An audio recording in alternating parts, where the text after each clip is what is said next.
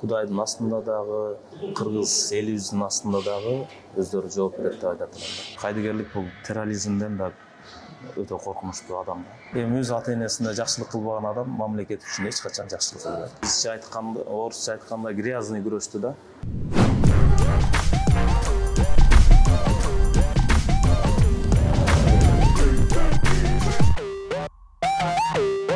Алгач эле баягы жеңиштен кийинки эмоциялар тарадыбы, азыр кандай сезимдер болуп жатат, ошол тууралуу кеп калсак. Саламатсыздарбы, жалпы көрүүчүлөр. Негизги эми катышып келгенден бул жерде дүйнөлүк чемпионаттын бирге барганда ал жерге ошол малдагы настрой, ошол малдагы даярдык өтө бир мына жоопкерчиликтүү даярдык болду да. Сөзсүз түрдө ал жерде өтө көптөгөн мындай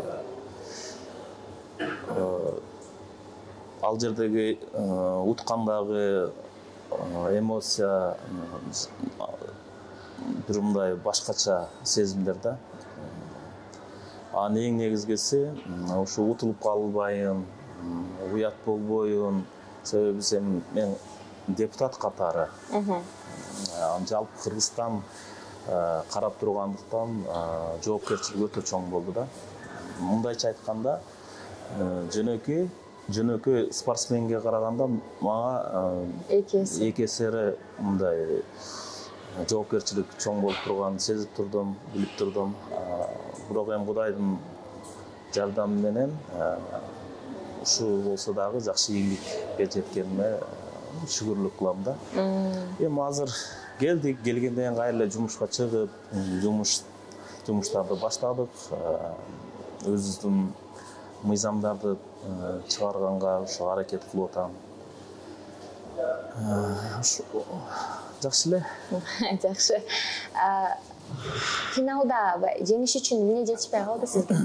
Эми азыр карап анализдеп атасыздар да? Ооба, анализдеп баарын көрүп атам. Себеби чемпионат мирге барганда биринчи эле ирандык балбан менен кездешип калдым. Өтө күчтүү балбан. Ирандыктар өзү негизи күрөшкө кыйын болот. Бирок эми Кудайдын жардамы менен аны таза эсеп менен 9-0 менен аны утуп алдым. Анан эле ошо өзүбүздүн бордош казак балбан менен экинчи беттешим болду. Аны дагы таза жеңиш менен уттум. Үчүнчүсүндө Польшалык балбан менен күрөштүм. Өтө физикасы да күчтүү, өтө чоң, чоң, өтө каттуу күрөш болду. 7-0 аны да утуп алдым Кудайдын жардамы менен. Финалда шведтик балбан менен күрөштүм. Бул Олимпиадада 4-чү болгон, действующий чемпион, 10-кратный чемпион мира, взрослыйдан чемпион мира бала. Ошо бул абдан бир мындай бизче айтканда, орусча айтканда грязный күрөштү да. Пальцы кармап, колду кайрып, ошо захваттан чыкканы. Но ошол малда мен аны тушеге бастым. Тушеге басканда негизи мен бутумду алдыга чыгарганда ал тушеден чыкмак эмес да. Ошол заматта бутум илди. Бутун илип, буту менен кармап, колум менен буттан тартып, өзү да бою узун экен. Ошентип тушеден чыгып кетти. Биз протез кылдык. Бирок ошого карабастан биз жака польза чечкен жок да. Ошондой болуп калды. Эми буйрук экен, кандай болгондо дагы, бирок чындыгында алтын алам деген жакшы ниетте баргам. Кудай буйруса, кийинки жылкыга Кудай буйруса, барып алтын медаль алганга аракетимди жасайм да. Жумасына канча жолу машыгасыз? Негизи жумасына 5 жолу келгенге аракет кылам.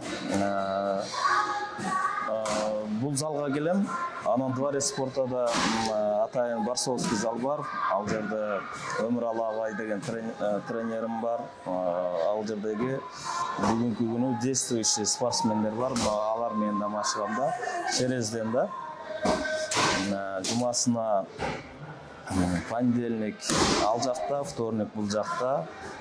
Бул жакта келип физикалык физический күч алганга, бул жерде штангалар бар дегендей, бул жака келем. Ал жака чисто ковер, балдар менен күрөшүп, опыт алып, ал жакта машыгам дворец спортто. Ошо биздин ошо эме машыккан балдарга, тренериме, бул жердеги мага жардам берген Фуркат деген жигитке ушундай буларга терең ыраазычылык. Азыркы күндүн актуалдуу темасы болуп жаткан желек маселеси. Мына кечээ жакында эле президент өзү баш болуп, УКМКнын төрагасы Камчыбек Ташиев дагы ошол желектин нурларын өзгөртүүгө дагы макул экендиктерин, өзгөртүүгө боло тургандыктарын айтышты да. Сиз эл өкүлү катары эмне дейсиз бул сунушка? Менин өз ой пикирим бар, сөзсүз түрдө. Негизги маселе биздин 30 жылдан ашуун биздин бул желекти желбиретебиз деп канча деген спортсмендер желбиретип дагы келет, биздин туубузду көтөрүп келет да. Мен дагы ошолордун катарында ушу биздин желегибизди желбиретейин деп дүйнө чемпионаттарына катышып, спортту пропагандалап, жаштарыбызды спортко тартып, ушундай биздин жапжакшынакай желегибизди желбиретели деген максатта жүрөбүз да. Анан мен ой пикирим бул маселеге мен ой пикирим каршымын да. Себеби бүгүнкү күнү желекти алмаштыруу, нурларын алмаштыруу менен бул чоң деген каражат кетет да. Ар бир печаттан баштап, машинанын номерлерине баштап, ар бир туубузду бардык мамлекетте турган туулардан бери өзгөртүүлөр керек. Чоң бул жерде каражат кетет да. Мен ошону айтат элем, бизде детский больницаларыбыз, мектептерибиз, бала бакчаларыбыз деген эми социалдык чоң жетишпеген жактарыбыз бар да. Мына дүйнө жүзүндө азыр кымбатчылык болуп жатат. Мамлекетти ушу желектин нурун менен алмаштырганда бир маселе чечилип кетпейт да. Бул мен айтат элем, ар бир министрликте иштегендер, ар бир өлкө башчы, ар бир жаран мамлекетин сүйүп, мамлекетке өзүнүн болгон сүйүүсүн арнап, таза иштеп, коррупцияга аралашпай жумуш алып барганда, ошондо гана мамлекет алдыга өнүп өсөт да.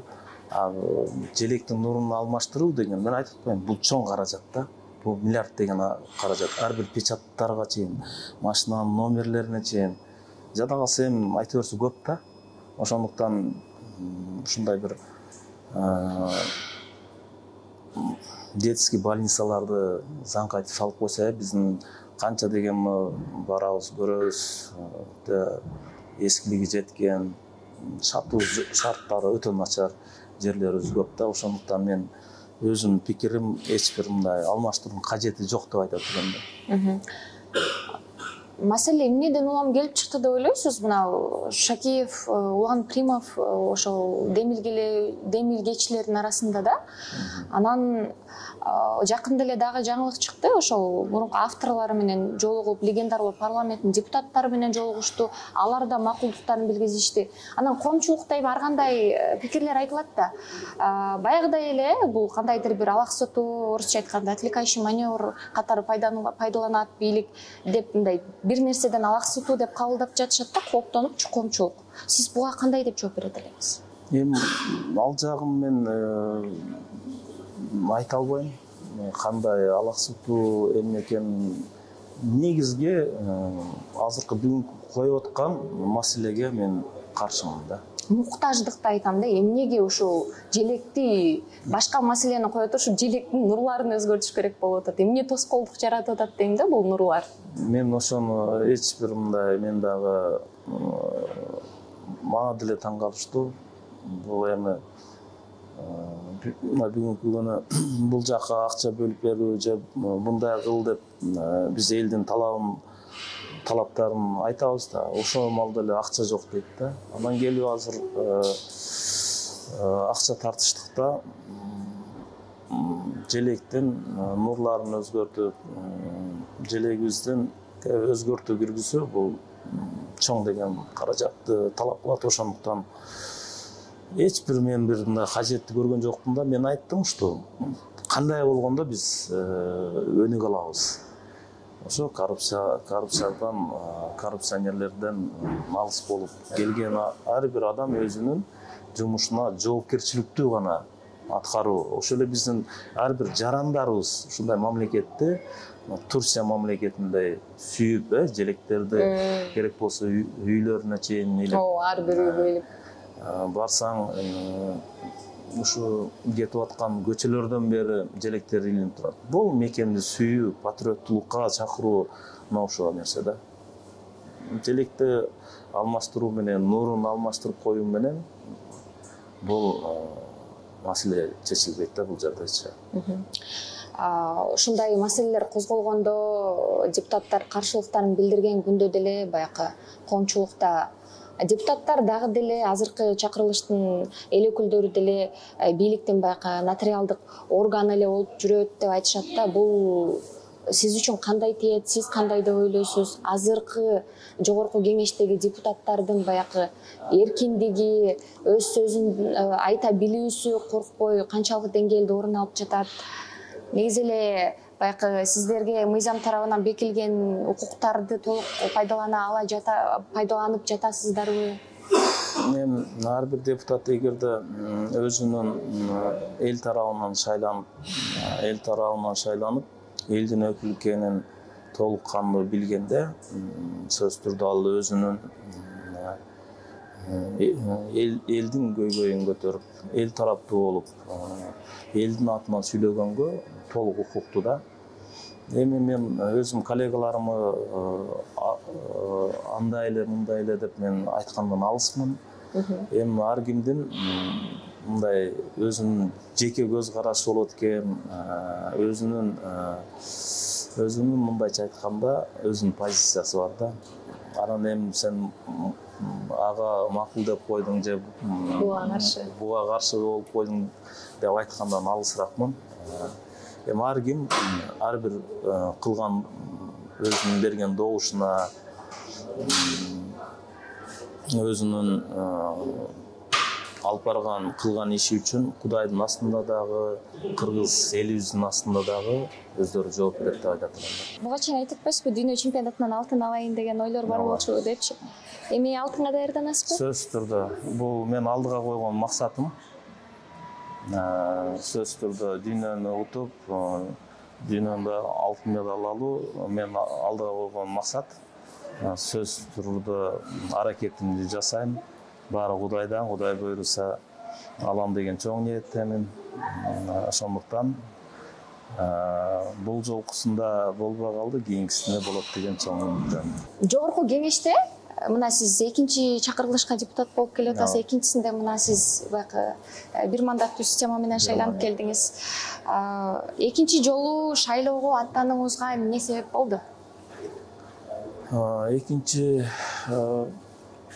чакырылышка келишимдин себеби мен биринчи чакырылышта алдыга койгон жана мыйзамдарым, жана элдин астында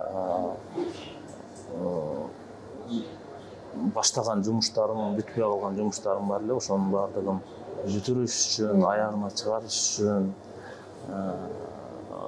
койдум да негизги. Эми бул жашоодо жөн гана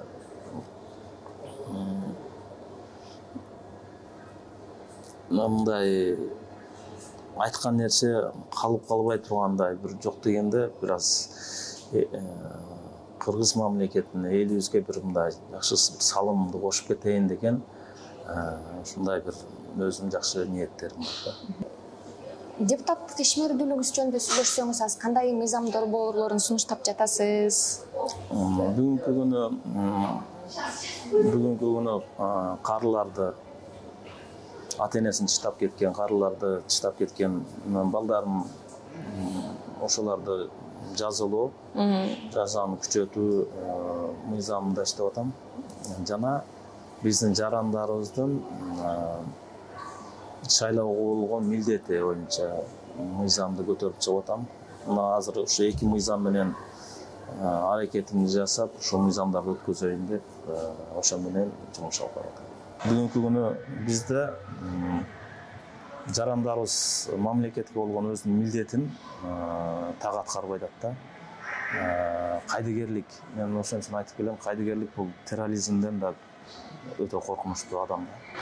Мына биздин келечегибиз болгон муундарыбызга, биздин жаштарыбызга биз ошолордун келечектеги биздин муундарыбызга кайдыгерлик көз караш менен карап атабыз да. Ал деген эмне? Шайлоого келип өздөрү татыктуу адамдарды тандабай, же болбосо шайлоого келип өзүнүн каршы пикирин, же болбосо өздөрү макул болгон партияны шайлабастан келбей койгондугу абдан бул, мындайча айтканда, бул кайдыгерлик өтө жаман нерсе. Ошондуктан жапа-тырмак шайлоого катышып келип өздөрүнүн милдеттерин аткарса абдан жакшы болмок да. Биз укук менен чектелип атпайбызбы? Биздин адамдардын укугу келбей дегенчи жок. Укук азыр мен бул мыйзамды эме кылып алсам, көп дагы бир заключенияларында адамдардын укугу бузулуп калат, бул ушундай деген сөздөрдү айтып атпайбы? Мен айтып элем, адамдардын укугу качан бузулат? Сен колунан жетелеп барып, сен бул партияга шайлайсың, же болбосо бул адамды шайлайсың дегенде адамдын укугу бузулат.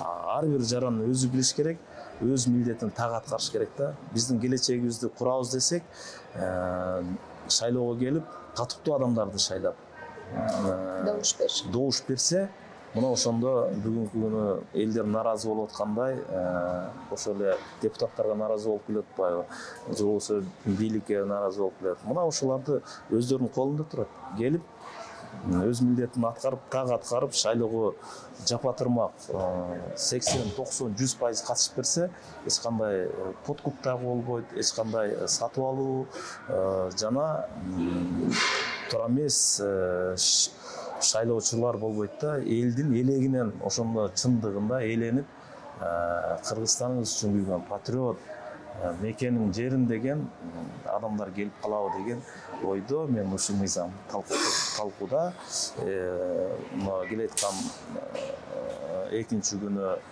комитетке кирет. Ушундай бир Сиз ошондой жоопкерчиликти күчөтүүнү карап атасызбы? Кандайдыр бир жаза сунуштап атасызбы? Өзгөчөлүгү эмнеде болот? Өзгөчөлүгү сөзсүз түрдө мамлекет тараптан бир мындай справка алганда, же болбосо бир символичный бир штрафтарды салыш керек да. Ансыз биздин элдер келбейт да.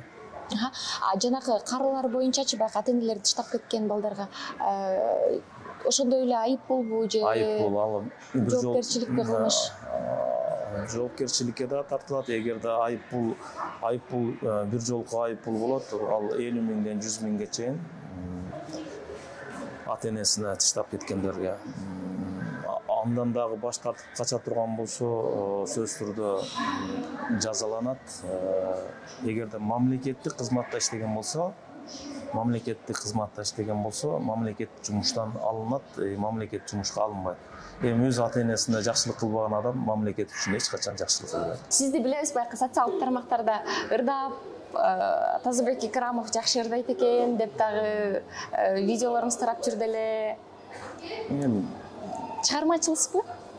ага жакын адаммын. Мен болот анча-мынча. Спорттон тышкары да эмне менен алектенесиз дегеним? Эми жумушуңуз жогорку кеңештеги депутат катары мыйзам жазасыз. Спорт менен эми эл катары эле баардык. Кыргыздын жигити катары жылкы сүйөм, жылкы багам дегенде ушундай.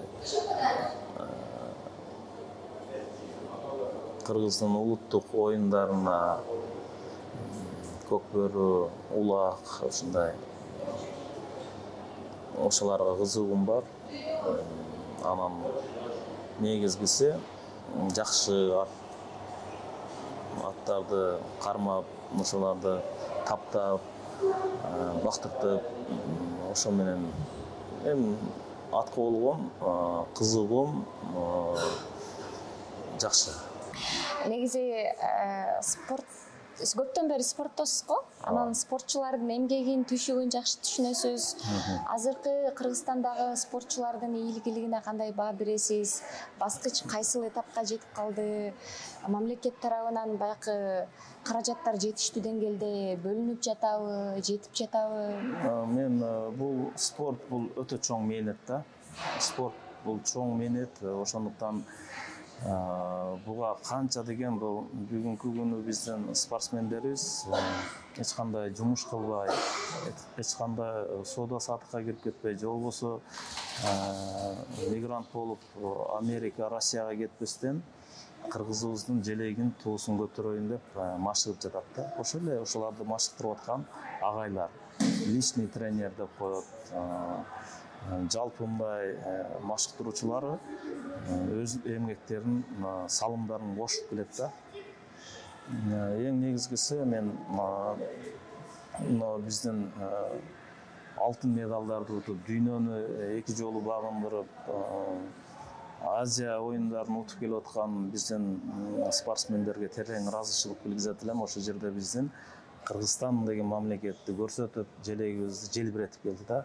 Эң кызыктуу мындай мен таң калыштуу болгон нерсем, негизи дүйнө жүзүн багындырып келгенден кийин мамлекет жакшы сыйлык бериш керек эле да. 1 миллион сом деген бүгүнкү күнү спортсмендин ошо кылган мээнетине, же болбосо тамак ашынын питаниясына да жетпейт да. Биз спортту келечекте жаштарыбызды биз спортко тартуу болсо, жаштарыбызды спортту сүйүү, же болбосо олимпиадада алтын медаль алыш үчүн биз ар бир кылган жетишкен ийгилиги үчүн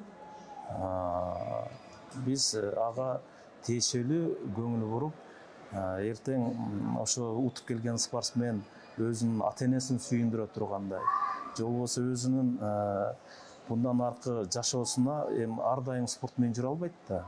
Bundan kийинки жашоосуна өзүнө бир мындай квартирабы же болбосо өзүнө тиешелүү бир жакшы бир ишти коюп кете тургандай мамлекет жардам бериш керек эле да. Дүйнөнү утуп келди, болду 1 миллион сом, же болбосо 100 000 сом деген бул балдарга мотивация дагы бергенден дагы башка кылганда да. Эми ар бир мындай жаш бала деле, башка деле сурады да, эмне болду, кандай болду, канча берди, утуп келсем эмне болот экен депчи. Анан кийин бул жерде дүйнө жүзүн утуу деген бул кандай деген мээнет кетти да. Ошо 1 жылдын ичинде ошо бала канча деген өзүнүн кайбыр болгон убактысын, ден соолугун айтып атпайм, өзүң керек болсо витамин питаниясына жетпеген акча менен берип чектеп койгону мен үчүн мындай бир спортту түшүнгөн катары мындай өтө өкүнүчтүү болду да. Негизи мындай миллион аябай аз деп атпайсызбы? Сиздин оюңузча ушундай дүйнөлүк деңгээлде чемпион болуп, баягы Айсулуу Тыныбекова эле Азиянын 5 жолку чемпиону болду. Мына Олимпиада оюндарында күмүш байгесин алды, дүйнөнүн 3 жолку чемпиону болду. Канча суммада каражат берилиш керек? Мен айтат элем, Олимпиададан утуп келгенде биздин балбандарга, кыздарга баарына машина мамлекет жактан, спонсорлор жактан бир жакшы бир мындай каралды да. Андан кийинкисин айтып атам да, андан кийинкисин чемпионат мирде мына жакында эле болгон. Азия оюндарында биринчиликтерди алып келген. Ар бир соревнование, ар бир мелдеш, ар бир кылган ар бир бул чоң мээнет да. Ар бирин өзүнчө баалаш керек. Мен эми пример эле айтып кетейин сиздерге. Мына бүгүнкү күнү Казакстанда вольный борьба боюнча казак балбаны чемпион болуп келди. Бул ал вес олимпийский вестеги бала эмес, а бирок казак мамлекети тарабынан кандай баалап алды? келгенде эле жаңы машина берди, $1 миллионга чейин ушундай спонсор мамлекет тараптан акча берди да. Аны көргөн өсүп келе аткан муун жаштар мен дагы ушундай чемпион болушум керек экен. Мен да ушул тарап спортко барышым керек экен деген ушунчалык бир мындай балдарга болгон мотивация, балдарга болгон спортко тарткан нерсе абдан жакшы болгондо, бүгүнкү күнү Казакстанда абдан жакшы караган ушул маселеничи. Мен айтып атпаймынбы, Олимпиадада утуп келгенде болду деди дагы, эртең Олимпиададан алтын күтөбүз силерден деп атат да. Кантип эгерде балага ошо кылган мээнетине бир мындай жакшы бир баа берип, ошого колдоо көрсөтүп койбогону бир өкүнүчтүү да. Айтып атпаймынбы, азыр бүгүнкү күнү спортсмендин тамак ашына дагы же болбосо алып аткан витаминдерине дагы жетпеген акча менен жыйынтыктап койгону бул жакшы эмес. Жакшы нерсени айтып атасыз да, баягы спортко берилип мындай убактысын, өмүрүн арнап, анан ушундай бир каражаттардын тартыштыгынан улам балдар миграцияга кетип атат деп атабыз, спортту такыр тыштап салгандарды айтып атабыз. Ошол эле мындай коомчулукта түшүнүк калыптанып калганда спортчулар ушу каражаттын айынан дейбизби, баягы балбандар дейбиз, черный мир деп коебуз го, кара дүйнөгө аралашып кеткен күндөр болот депчи. Ушул дагы бир каражаттын жетишсиздигинен улам деп ойлойсузбу? Бардыгы ошондон келип чыгат да. Негизи эркек бала ар дайым бир мындай жумуш менен алек болуш керек да. Жумуш менен алек болуш керек. Эртең бала чакасын багыш керек деген семейни. Бул эми акыркы ошо жумуштун акчанын жоктугунан же болбосо жумуштун жоктугунан ошо тарапка өтүп кеткендер мындай. Булар эми жыргаганынан жакшы жашоосунан ал тарапка кетти деп айтыш кыйын да. Эми убагында туура эмес чечимдерден же болбосо бир мындай акчанын каражаттын жетишпегендигинен да. Биз келечектеги муундарыбызды, жаштарыбызды ошо карылар дүйнөсүнө кетпеш үчүн спорттон өтүп келгенде аларга биз мотивация берип, спорт менен спортту сүйүүгө, спорт менен чыгууга, спорттон утсаң, мына сага ушундай каражат дегендей, алар ошо менен өзүнүн келечегин куруп калыш керек да. Спорт менен ар дайым спорт менен жүрүү бул кыйын. Убакыт өтөт, жаш өтөт дегендейчи. Ошондуктан бул жерде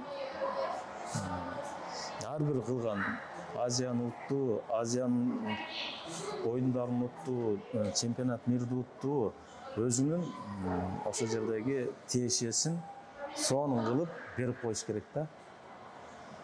Анан кийин мамлекетте каражат биз 6-чакырылышта ушул маселени бир карап чечтик элек. Дүйнө жүзүн утуп келген, дүйнөнүн чемпионат мирди утуп келген адамга $50,000 каралат. Жана пожизненный стипендия берилет деген нерселер бар эле да. Мен негедир бул нерселерди акыркы күндөрү көрө албай атам, таппай атам да. Ал алынып салынды беле. Мен ошо негизи бүткүл башка мамлекеттерде ушул нерселер каралган да. Адам эмне үчүн мотивация, эмне үчүн мен дүйнөнү утушум керек, эмне үчүн мен чемпион болушум керек деп, аларга да бир мотивация болуш керек да.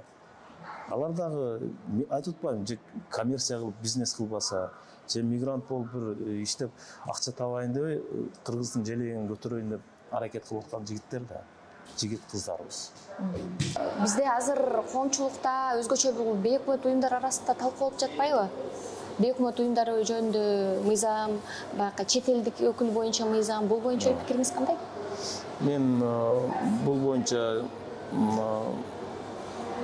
башынан баштап эле мен каршыдамын. Себеби бир топ деген бизде чоң деген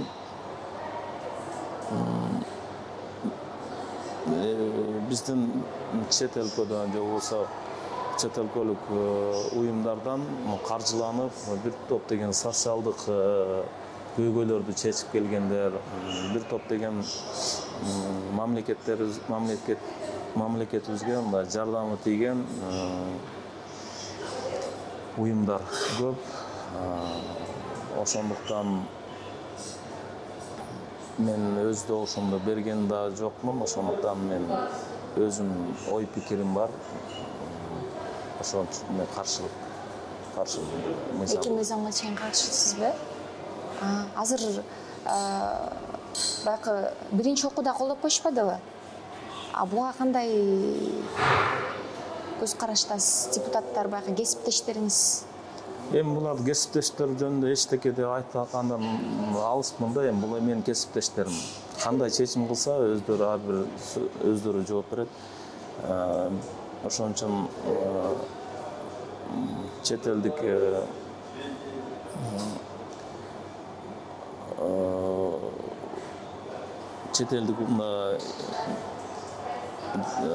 эме каржылаган уюмдар боюнча мындай бир башкача бир маселелерди көтөрүп атат да. Эми мен аны 10 жылга чейин эркинен ажыратуу өтө катуу мыйзамдарды талап кылып атышат да. Эми канчалык туура кылды, канчалык туура, аны эми бир гана убакыт көрсөтөт да. Мен ошондуктан мен өзүм үчүн гана жооп бере алам. Мен өзүм. Сиз каршы добуш бергенсиз, Ооба. Жакшы.